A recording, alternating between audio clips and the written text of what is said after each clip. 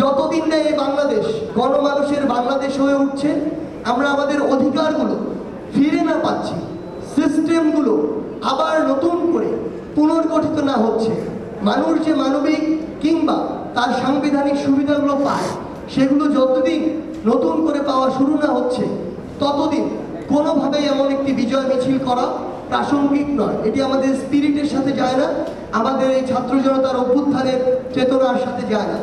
সেই জায়গা থেকে আমরা এই মুহূর্তে সবচেয়ে গুরুত্বপূর্ণ মনে করি আমাদের সেই ভাই বোনদের যারা এই ফ্যাসিস্ট সরকারের পতনের জন্য, আওয়ামী লীগের এই দুর্বিষহ শাসন ও শোষণ আমলের পতনের জন্য নিজের রক্ত দিয়েছে, জীবন দিয়েছে।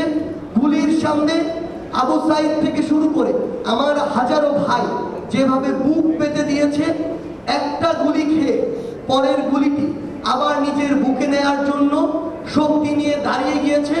এখন সময় হচ্ছে আমার সেই ভাইদেরকে স্মরণ করা, ধারণ করা।